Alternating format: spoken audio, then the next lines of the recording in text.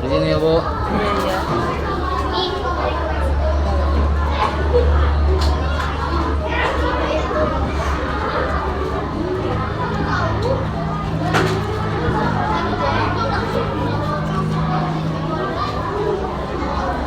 Untuk media pembelajaran yang paling efektif untuk meningkatkan partisipasi aktif siswa gimana tuh? Kalau media sih tergantung kadang-kadang materinya. Kalau di kelas, kalau kayak infokus standby, kalau mau pakai infokus ada. Tuh ada infokus, kalau mau pakai bisa. Terus tergantung ya teori materi pembelajarannya. Jadi tergantung gurunya kan. Kalau kreatifnya kayak mana,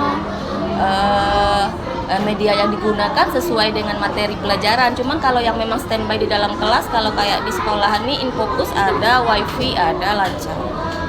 Berarti kadang pakai. Iya make.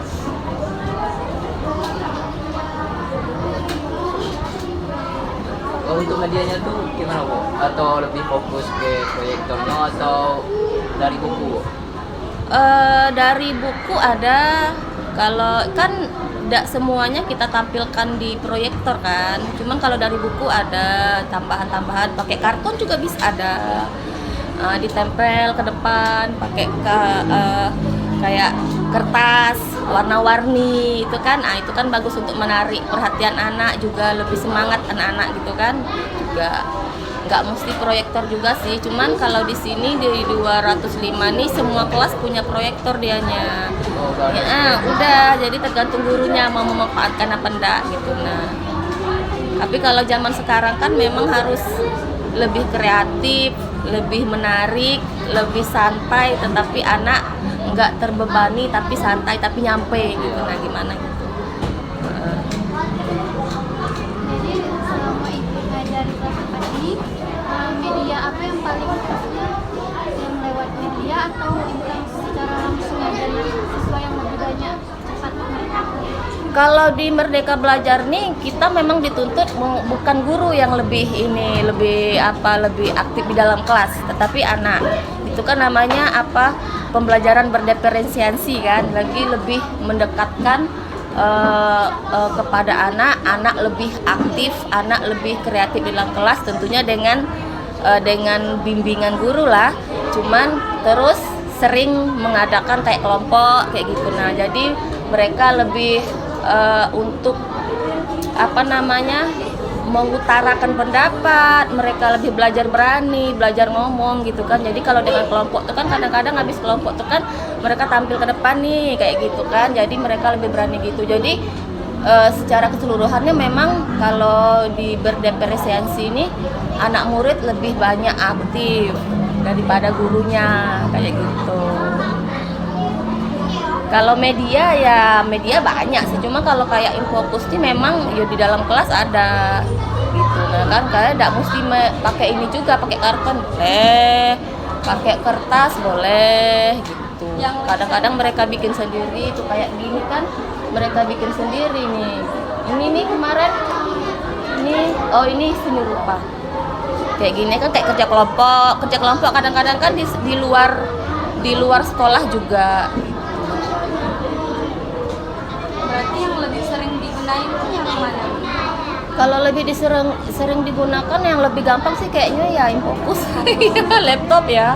Laptop lebih sering. Langsung kadang kan tinggal dicolokin dah langsung. Kadang kan sekarang kan di Google, di internet udah macam-macam gaya-gaya ini contoh-contoh kan. Nah, lebih enak kayak gitu sih.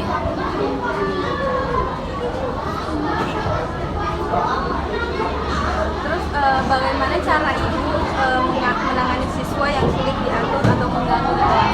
Nah, itulah. Kalau itu pasti ada. Biasanya kalau tahun ini alhamdulillah kalau kayak kesulitan, kalau kayak bahasa kalau membaca itu tahun ini alhamdulillah nggak ada. Tapi kalau tahun kemarin tuh ada, nggak bisa baca. Nah, kelas 4 nggak bisa baca, tapi ABC bisa lah. Cuman kalau untuk membaca tuh nggak bisa. Nah, tapi kami dari sekolah, saya selaku wali kelas sudah manggil orang tua, udah ngomong kayak mana baiknya. Jadi kan tidak mesti di kelas 4 nih kita fokus ke ngajar membaca kan. sudah dikasih masukan, diajarin ke fonem atau gimana, kan pastinya harus bantuan dari orang tua kan, kerjasama dengan orang tua. Jadi yang kita lakukan sudah memanggil orang tua, kemudian ternyata memang di lesinya di luar kayak di fonem. Kalau di fonem kan katanya dijamin 3 bulan tuh kan alhamdulillah bisa baca kayak gitu. Jadi kita nggak mungkin di kelas 4 ini dia harus memahami soal, nggak mungkin belajar baca. Sementara kalau belajar baca di kelas bawah gitu kan. Cuma kita nggak nyalahkan kelas bawah, kelas 3, kelas 2 nggak. Cuma tetap kita melakukan memberi motivasi kepada orang tuanya.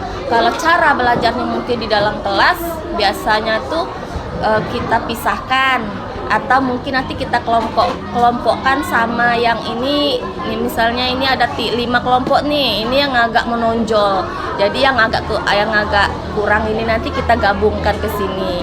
Tetapi ketika misalnya kayak biar kita tahu perkembangan dia bisa merubah apa enggak, nanti kita ya pelan-pelan tetap nanti kita suruh dia ke depan biar lebih berani. Mungkin kayak yang pendiam nih, yang enggak suka ngomong gitu dah, jadi ketika kelompok gitu suruh tampil ke depan, nanti dia biar lebih berani, dikasih reward atau gimana sejenis kayak gitulah. Bisa juga aku nak satu ide.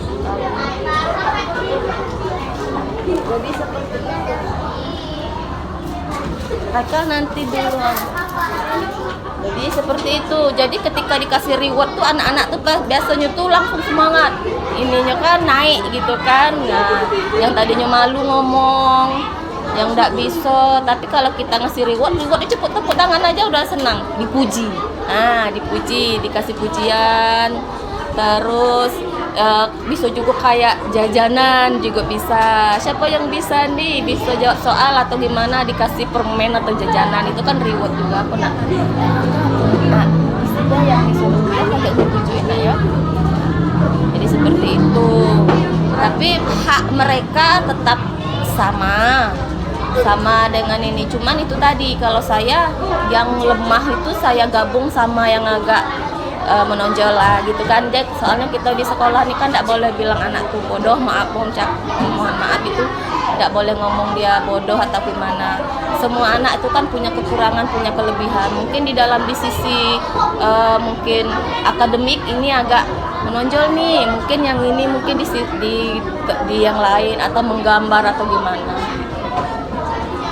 Itulah tadi pembelajaran berdiferensiasi tadi kan, jadi lebih pendekatan gitu ke anak itu lebih dekat gitu. Berarti tetap diajarin ini ya Bu. Misalnya anaknya itu tidak bisa baca nih, berarti tetap diajarin di kelas 4 ini gitu kan. Kalau saya terus terang baik, kalau untuk fokus membaca mungkin enggak, cuma sekali-kali ada. Tapi kan ketika dari awal kan kita sudah tes, misalnya pas masuk tuh kan nampak nih kadang-kadang kayak membaca nih kan gilirannya diketahuan kan siapa yang enggak bisa baca. Setelah kita panggil orang tuanya, dia pun sudah melakukan mungkin kayak les di luar, ada enggak perkembangan, tetap kita cek kayak seminggu sekali atau mungkin seminggu 2 kali tes, suruh ke depan, cobalah cak sebaris 2 baris gitu dah. Berarti kalau tidak ada perkembangannya berarti orang tuanya tidak ada ini kan. Cuma kalau untuk fokus yang kita nak ngajarin itu tidak ada bisa lagi Bu. Kalau kelas 4 nih kayak gitu, kita harus minta tolong orang tuanya, memang belajar di luar juga. Tetap kita pantau dari sekolah. Kalau di sekolah tetap kita ajari lah. Cuman kan enggak laptop. Iya, tutup deh. Tetap kita pantau gitu, ada perkembangannya apa enggak gitu. Nah, cuman ya itu lagi kuncinya kalau dari awal tuh kan, kalau di sini kita ketika naik kelas ada pertemuan orang tua dengan guru. Jadi ada komunikasi antara orang tua dengan guru. Disitulah saling tolong menolong kan. Tidak bisa kita mengharap anak-anak tuh pintarnya di sekolah baik kan. Terusnya kerjasama dengan di rumah. Karena lebih banyak anak-anak tuh kan di rumah sebenarnya gitu loh. Cuma kalau untuk urusan membaca itu tuh ya, untuk urusan membaca itu biasanya ya kayak gitu. Saya tahun kemarin itu ada 2 orang tidak bisa baca. Sekarang udah kelas 5. Kata gurunya udah lumayan juga lah. Cuman kan tidak bisa nak lancar langsung tuh kan tidak bisa. Cuman kadang-kadang kalau logikanya kita pikir masa udah kelas 4 kayak gini tidak bisa baca. mungkin entah ada keturunan, kita kan nggak tahu. Itu seharusnya kalau menurut saya seharusnya di sini nih ada kayak guru apa kayak psikolog gitu khusus, jadi menangani mungkin di mana ininya tuh mungkin urusan kesehatan entah apa kita nggak tahu kan. Nah gitu, cuma kalau sebatas untuk sekedar anu bae secara garis besar membaca anu bae paling ya kita tetap ajarin, cuman sekali-sekali gitu. Nah kan apa daftar udah ada di kantor di dalam P3K. Nah seperti itu kalau untuk yang baca. Untuk cara ibu menyikapi itu gimana Bu? Misalnya nilai siswa yang nilainya di bawah rata-rata Bu. Apakah ibu berikan kesempatan untuk mengulang atau langsung diangkat saja Bu? Faktornya apa yang bisa langsung diangkat? Iya, kalau masalah nilai itu namanya ada nilai formatif dengan sumatif ya. Kalau sehari-hari ini kan namanya nilai formatif, nilai keseharian. Kalau sumatif itu nilai akhir. Jadi kalau nilai itu dulu kita masih bisa kalau nggak tercapai, kalau naik kelas itu tetap tidak naik. Tapi kalau sekarang harus naik. Nah itulah jadi polemik jadinya. Kadang-kadang ketika mereka SMP jadinya ini kok tamat SD kayak gini gitu. Nah sementara kan pemerintah tidak boleh ninggalin anak sekarang sebenarnya. Jadi ada baiknya ada endaknya. Caranya ya remedial. Nggak capai ulang kayak gitu. Kalau yang nggak bisa baca itu pernah saya dikte soalnya. Saking biak dia jawab dewek gitu. Nah kan padahal sebenarnya ya kita lah yakin berapa lah gitu. Nah kan pastilah nggak capai. Cuma tetap kita usahakan kita dikte soalnya nih. Nah kan ribet kan jadinya dikte dijawabnya kayak gitu. Cuma tetap diadakan remedial, ada laporan remedialnya. Jadi harus tuntas seperti itu. Kalau meninggalkan anak tidak boleh, harus naik. Nah kayak mana bentuknya dinaikin. Nah kayak gitu sekarang tidak boleh ditinggalin gitu. Nah kalau dulu kan kalau memang tidak bisa baca, ya tinggal kelas. Nah sekarang tidak boleh. Jadi itulah rasanya tuh rasa ikhlas rasa tidak. Ibaratnya gini, kalau ketika kami itu menaikkan sementara mereka tidak sanggup kan kasihan di kelas tinggi. Nah cuman tidak tahu lah pemerintah nyuruhnya seperti itu, harus dinaikin, tidak boleh anak tinggal. Nah itu kalau dari kepala sekolah harus kayak gitu. Cuman secara hukumnya saya juga belum paham juga. Cuman memang beberapa tahun ini tidak boleh ninggalin anak, harus dinaikin. Nah itulah tadi remedial masih juga masih soal yang sama nih, masih juga rendah, ulanglah terus. Nah gitu sampailah dia capai lah gitu kan. Cuma kalau untuk menilai misalnya KKM-nya 70 ya maksimalnya 70 kalau dia udah remedial. Walaupun nanti nilainya lebih tinggi mungkin dapat 80 tetap 70 karena remedial tadi kan.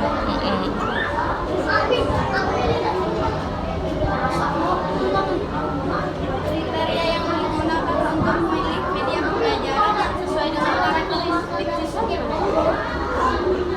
Media disesuaikan dengan karakteristik. Kriteria dalam memilih media pembelajaran yang sesuai dengan karakteristik siswa gimana? Ibu pilih. Kalau disesuaikan dengan karakternya gimana ya? Kalau media ya paling sama lah. Kayaknya sama lah. Kalau media sama di inilah, cuman membedakannya itu ketika ngajar itu tuh mungkin cara menyampaikan anak yang udah pandai dengan anak yang biasa. Itu cara kita menyampaikan. Tapi kalau medianya sama lah, kecuali kalau matematika. Kalau matematika mungkin bisa kayak pemahaman cara ngasih tahu sama anak yang pandai, cukup kita ngomong beda udah paham. Tapi ketika anak yang beda sama yang ini tadi si A nih beda sama si B lebih mungkin IQ tingkat kecerdasannya lebih bagus, jadi lebih beda, lebih baik. Terus ketika kita menyampaikan dengan omongan dia paham. Sementara kalau si A ini tadi agak kurang, jadi medianya tadi itu maksudnya menyesuaikan enggak. Nah mungkin kita lebih pakai jari atau pakai media yang lain yang mudah dipahamin dia, kayak gitu bedanya. Cuman kalau secara ininya ketika ngajar tuh sama lah kalau medianya, cuma cara menyampaikannya baik. tengok anaknya juga gitu. Nah, tidak semuanya nerimo tuh dengan kita menyampaikan, ketika kita menjelaskan tidak semuanya langsung ngerti, beda-beda. Jadi cara menyampaikannya sama anak yang agak di bawah rata-rata mungkin perlu media yang khusus, yang menarik, yang mudah dipahami ya, kayak gitu. Kayak gitulah, kayak MTK tuh kan pakai jari, pakai apa gitu kayak bener. Tapi kalau yang ini kan enggak, pakai kita pas menyampaikan ngomong dia lah ngerti. Enggak bisa kita nak nyamain kan sama yang enggak paham tadi. Pastilah medianya khusus untuk dia gitu. Tetap dibedakan ya. Tetap dibedakan sesuai dengan kebutuhan anak. Putri.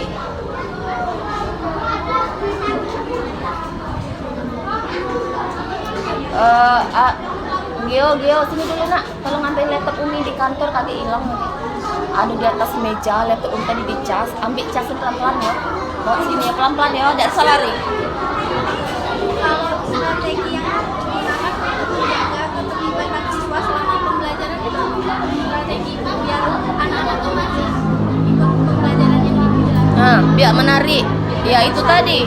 Misalnya kalau kayak Infokus, makanya Umi bilang tadi kalau Infokus tuh lebih gampang, lebih simpel, lebih mudah dipahami, lebih supaya mereka tidak bosan kan. Makanya kadang-kadang pas ketika kayak pelajaran kan kayak bahasa tuh 2 jam, 1 jam kan 35 menit. Jadi kadang-kadang ketika mereka bosan, kadang kita putarlah kayak video lagu kayak gitu kan, ada nyanyi sama-sama gitu. Atau mungkin tiba-tiba nanti pas kalau nampak lagi ada anak-anak nih mungkin pas lagi bosan, kadang boleh tuh siapa yang berani ke depan, siapa yang bisa nyanyi ini ya, nanti kan mau jadinya yang lain kan jadinya terfokus kan, jadi biar nggak suntuk kan gitu.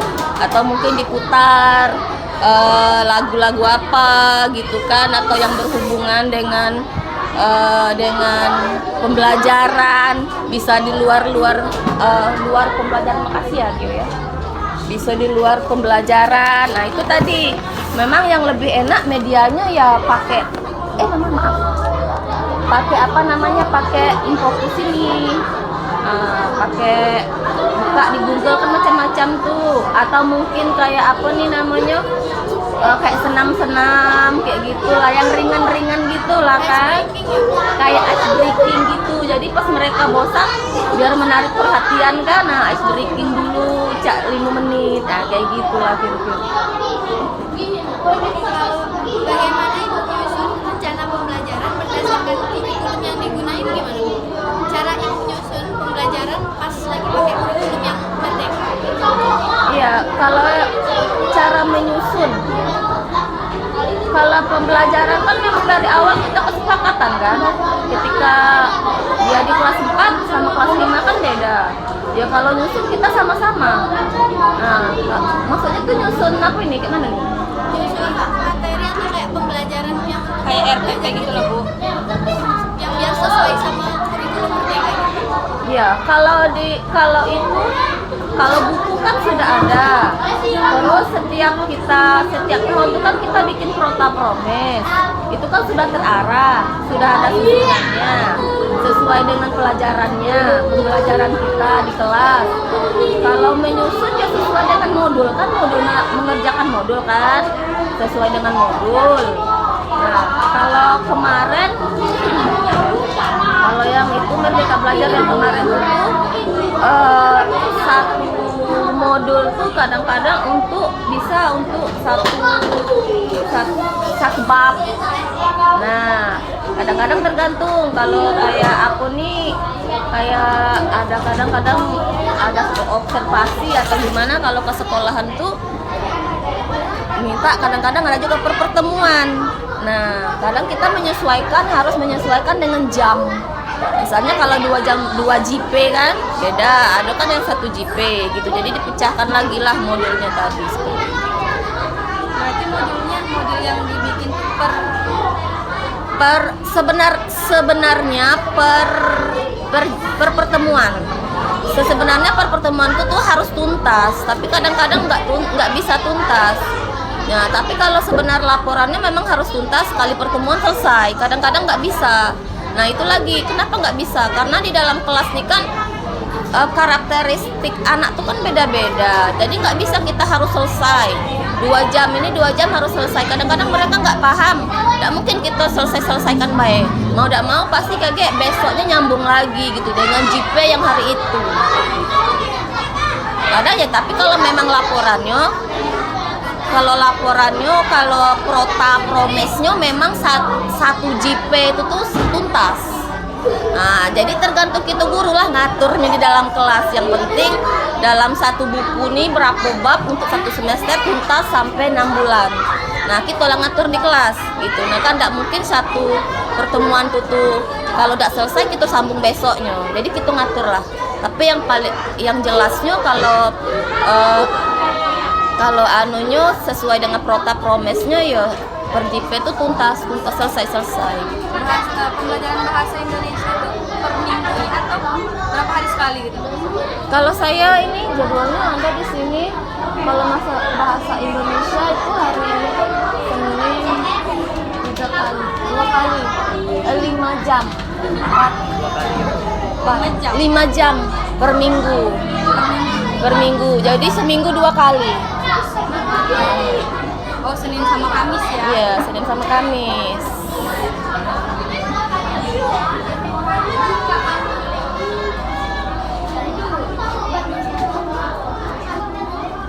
Berarti itu berapa jam? 5 jam? 5.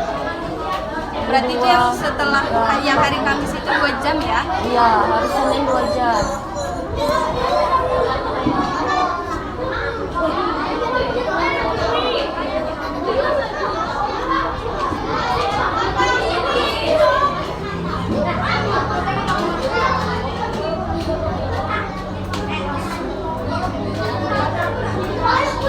Kalau nama jenis LKPD yang dipakai Ada LKPD juga namanya? LKPD.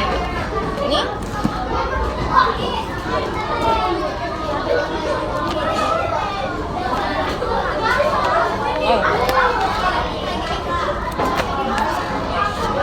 Ini ya Bu?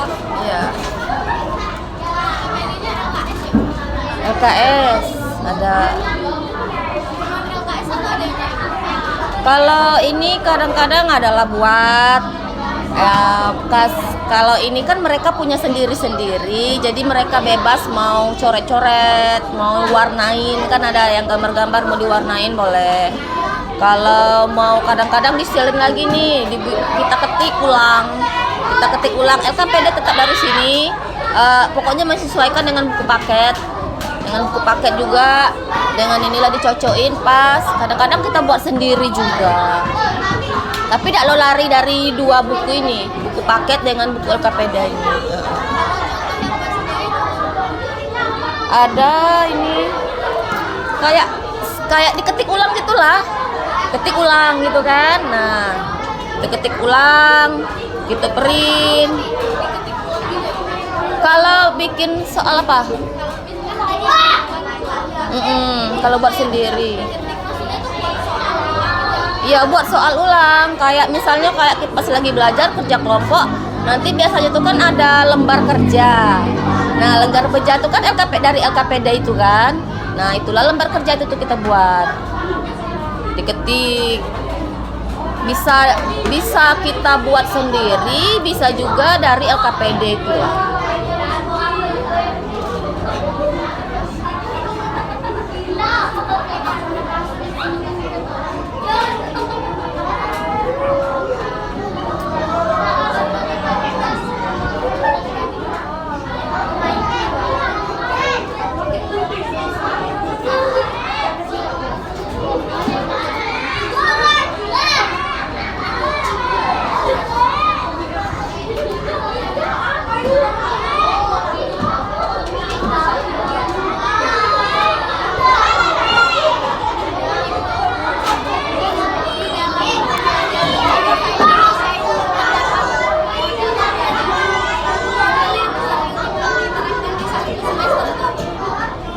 Kadang PBL, kadang BL.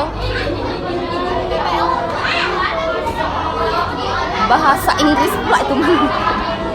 Dia tuh lebih mengacu kepada pendekatan anak. Bentar ya, Umi cari dulu ya.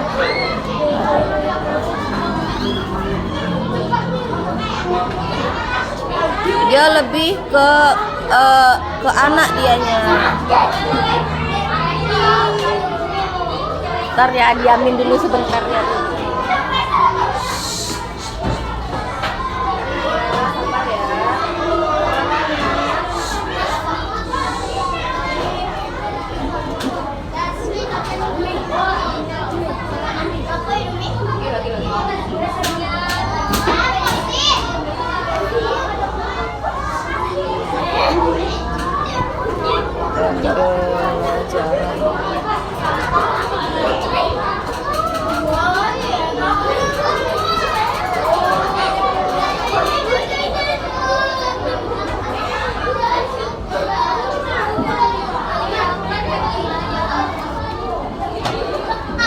BL, PBL, berdepresiasi.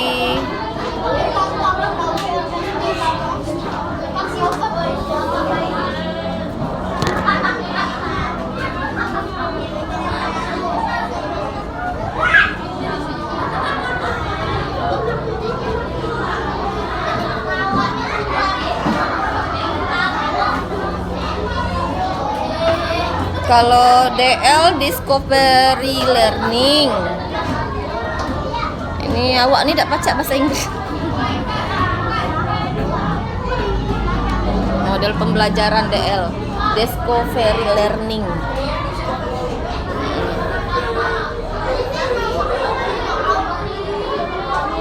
Ini dapat ya.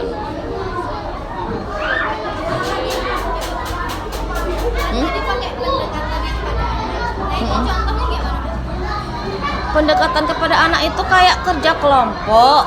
Biasanya tuh kalau belajar, kalau yang berdiferensiasi itu tuh dia bekerja kelompok.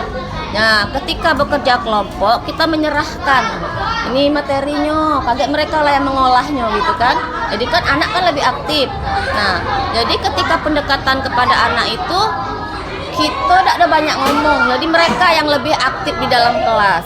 Nah, jadi ketika misalnya kayak presentasi ke depan, mereka kelompoknya maju. Jadi ada hak mereka untuk berbicara di depan dan ada hak mereka untuk menyanggah kawannya kalau ada yang salah. Jadi lebih lebih ke aktivitas yang dilakukan anak gitu kan daripada itu.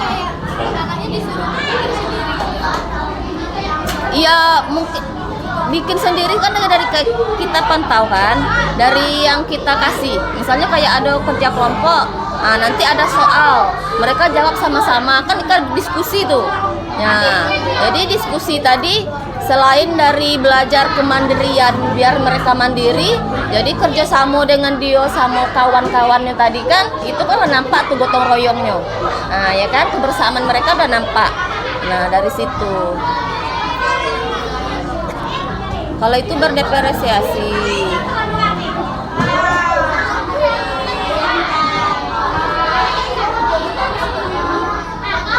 PBL, Problem Based Learning. Itu pendekatan pembelajaran menggunakan masalah dunia nyata. Jadi kita hubungkan dengan kehidupan sehari-hari kayak gitu. Kayak apa kemarin tuh bahasa Indonesia, kayak apa nih, bikin apa kemarin ya,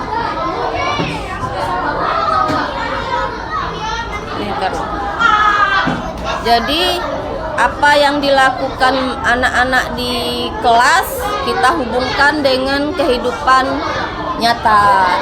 Itu kan kalau PBL. Kayak teks prosedur, ya kan?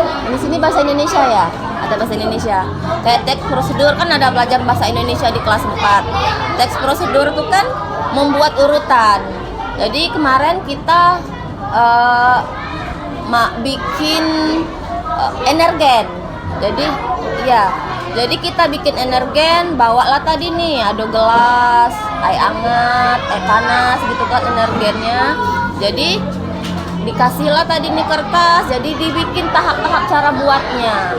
Nah itu kan di sekolah, jadi hubungkan dengan kejadian di luar atau dengan dunia nyata. Kayak di rumah mereka pernah kan rata-rata mereka pernah masak mie.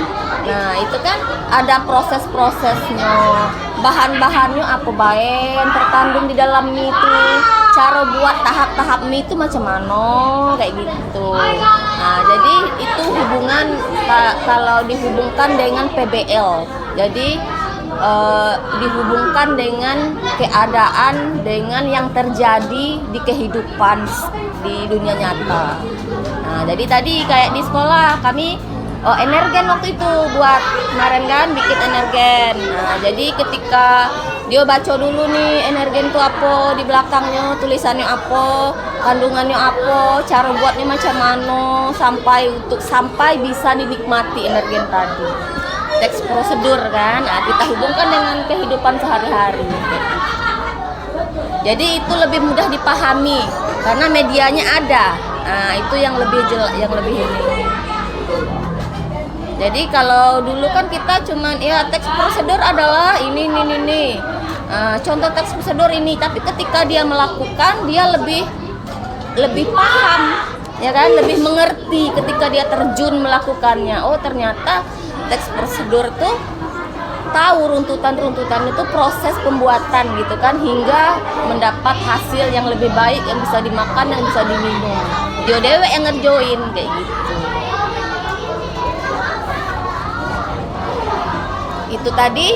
Itu tadi dibilang berdiferensiasi PBL lebih mendekatkan ke anak tadi gitu kan, tapi anak-anak yang lebih aktif bekerja gitu loh. Kita mengarahkan aja. Nanti ketika tampil di depan, nah itulah nanti kawannya bisa kan kayaknya ini salah lah. Ah disitulah tadi terpancing kan. Jadi mereka berhak berbicara. Yang diam-diam tadi tuh bisa ini juga kan, bisa ngomong, ada malu. Nah gitu. Terus jangan lupa dikasih reward walaupun cuma tepuk tangan gitu kan, mereka senang.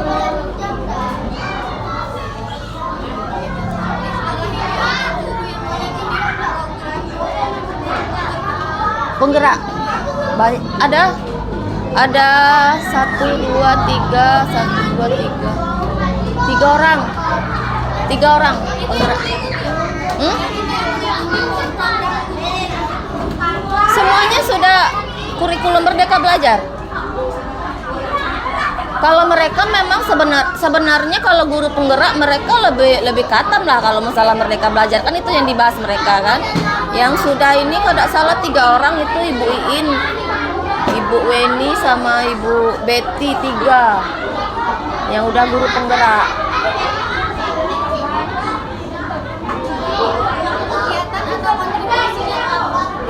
Dari mereka yang dilakukan mereka ya. Kalau yang dilakukan mereka adalah kalau masalah kayak kemarin, kayak misalnya kita KKG atau rapat, biasanya ada misalnya mereka menyampaikan mungkin berbagi ilmu lah gitu kan, ada. Cuman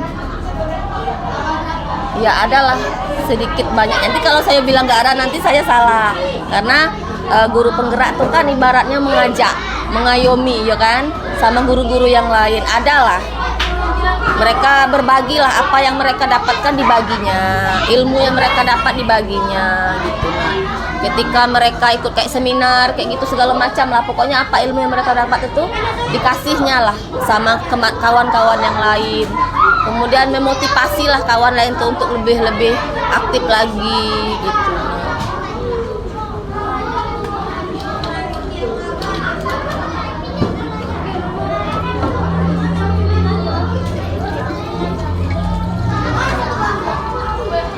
Kalau perbedaannya mungkin kalau dulu kan kalau menurut saya dulu mereka agak cuek, terus ketika menjadi guru penggerak itu lebih ramah, lebih kalau tuh lebih dekat sama guru tuh pokoknya positifnya adalah nampak gitu nah, adalah manfaatnya gitu nah kan. Cuman kalau untuk menyampaikan apa kontribusi mereka yang disampaikan adalah momen-momen tertentu ada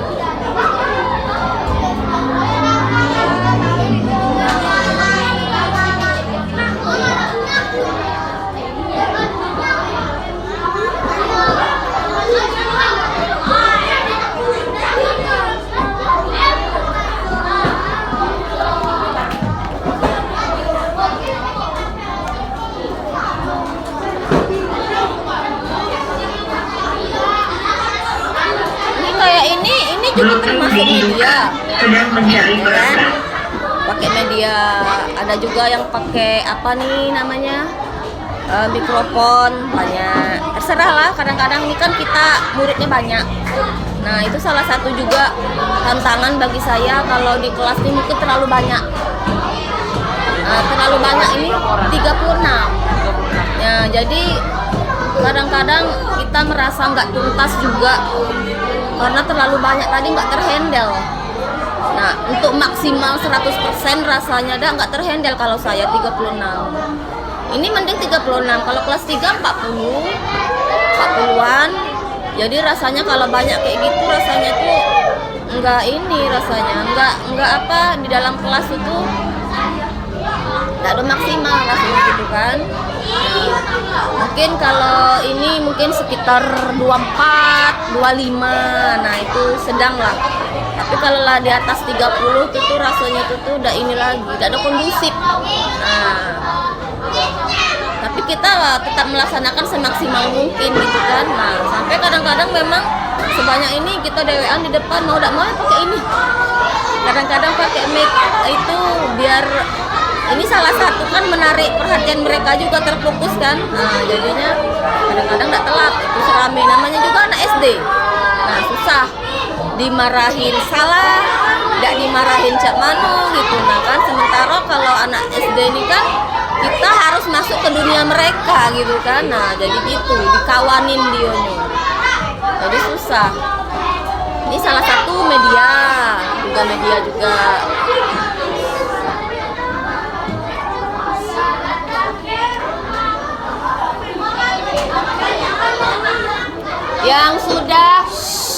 Yang sudah bagian B nak ya.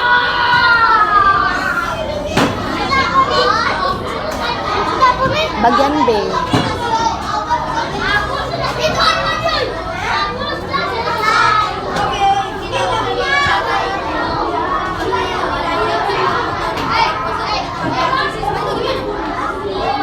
Penilaian psikomotor. Pedagogik ya. Kalau penilaian itu tadi, kalau penilaian itu dia ada dua, formatif dengan sumatif. Kalau untuk penilaian sehari-hari ini biasanya kan ada LKVD, ada apa namanya soal-soal yang dari sini, dari LKE, LKPD kita buat sendiri. Kadang-kadang ada juga tanya jawab kayak gitu kan, bisa seperti itu. Kalau nilai sehari-hari ini masuk ke nilai formatifnya. Nah, nanti kalau nilai untuk yang ujian ulangan, ujian kenaikan, ujian semester itu sumatif. Nah, nanti kita kelola dulu yang nilai formatifnya, nanti baru kita jumlahkan ke formatifnya, ke sumatifnya lagi. Digabung ya? Digabung. Kalau kayak latihan-latihan kayak gini, nilai ini nih sehari-hari ini formatif. Ya, formatif. Nah, itu ada nilai apa namanya? Pedagogik sama nilai sikap. Nah, sikap ada. Kalau pedagogik kan angka kan, tapi kalau sikap kan baik, sangat baik kayak gitu.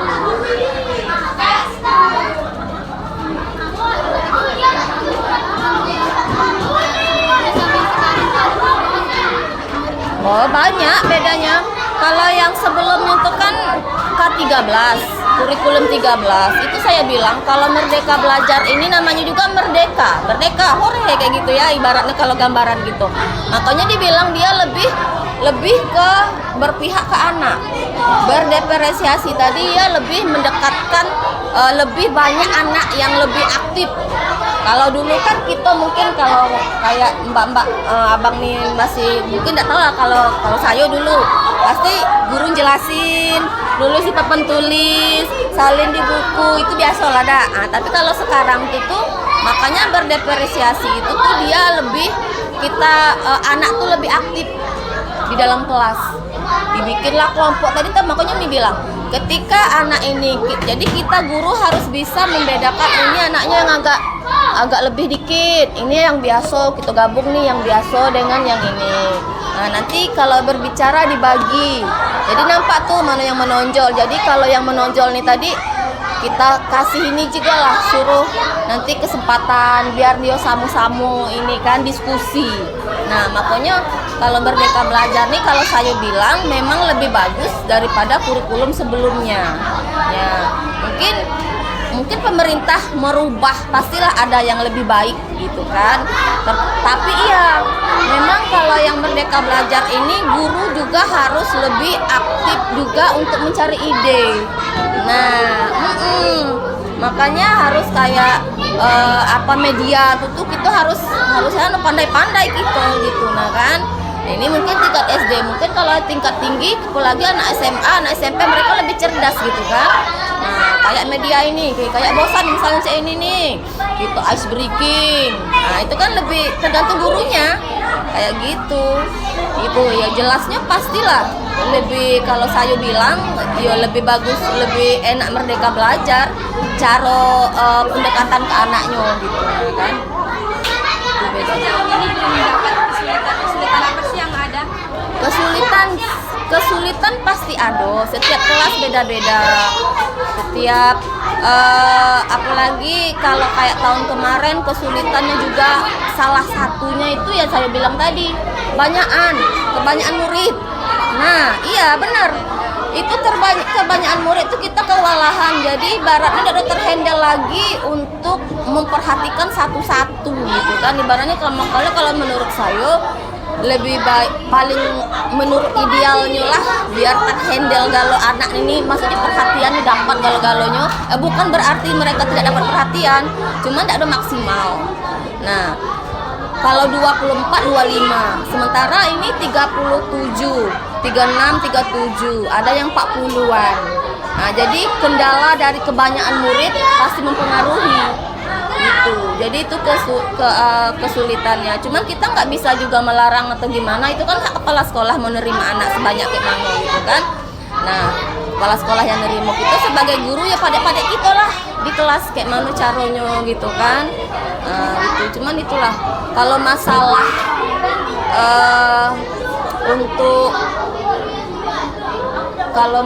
untuk di dalam kelas kayak mana anak itu mendapat pengajaran, dapat semua.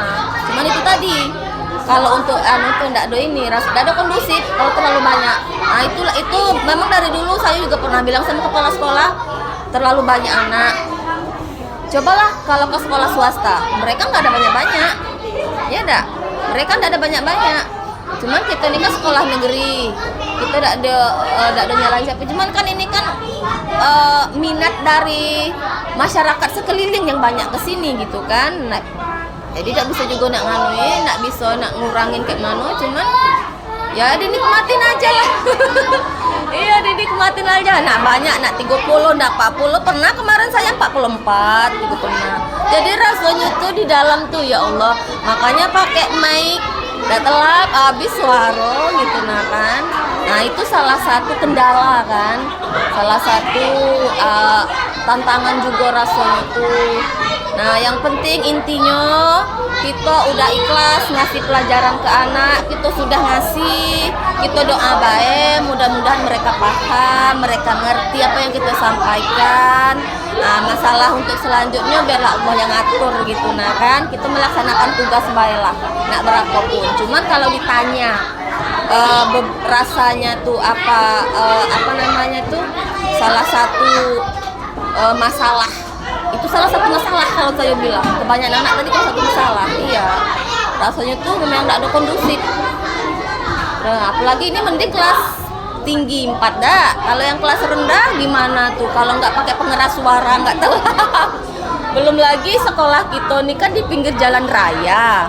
Mungkin pernah ada magang ke tempat sekolah yang agak sunyi gitu kan, enak tuh, cuma terdengar suara gurunya, suara anak murid.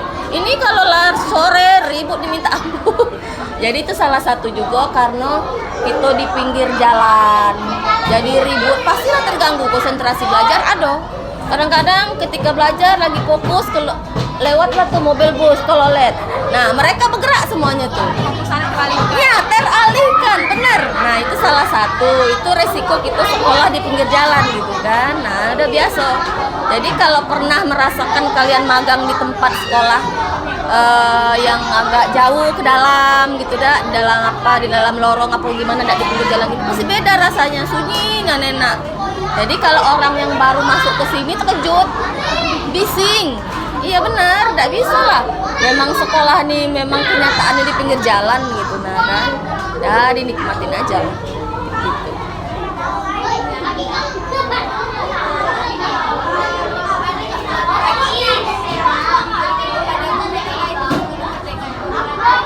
Kalau dulu ada dulu semuanya kemarin dapat itu. Kalau kemarin ada perombel karena kemarin tuh itulah yang tadi Umi bilang, pertama itu kelas 1 sama 4 itu tuh memang didatangkan dari LPMP, adalah memang khusus ininya kan, guru kelas 1 sampai kelas 4. Sudah tuh tahun selanjutnya lagi guru kelas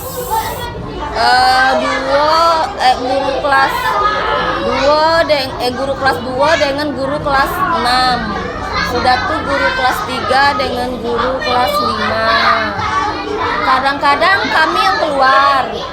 Kayak gitu kan, ada kayak di hotel gitu kan, ada kayak kemarin tuh ada kayak workshop, kadang-kadang mendatangkan apa nama narasumber dari luar. Nah, ini ruang ini dibuka nih kalau workshop. Itu biasanya narasumber dari luar, dari Dinas Pendidikan, kadang-kadang dari LPMP. Gitu. Ada juga kadang-kadang khusus itu 1 orang apa 2 orang itu tuh kadang tuh di hotel. Mereka keluarkan sampai seminggu, kayak diklat gitu kan. Kalau workshop itu sering. Ini bulan kemarin ada juga workshop itu dari narasumbernya kalau nggak salah dari LPMP.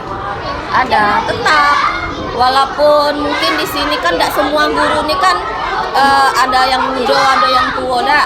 Jadi tetap membahas masalah modul segala macam, yang nggak paham di situlah dibahas tadi. Tetap ada dari luar narasumbernya ada.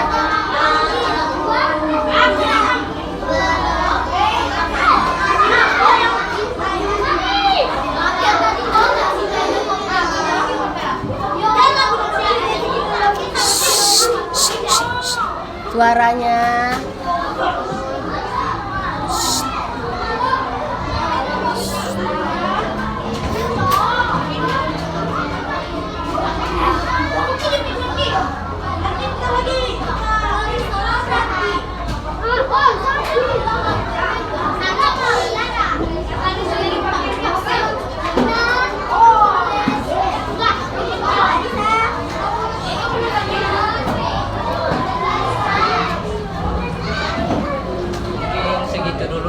Itu aja, udah cukup. Iyalah. Boleh kita berkomunikasi kok. Boleh sama anak-anak. Oh, boleh. Iya.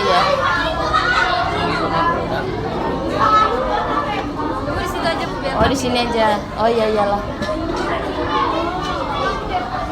Gio, suruh Gio motoin.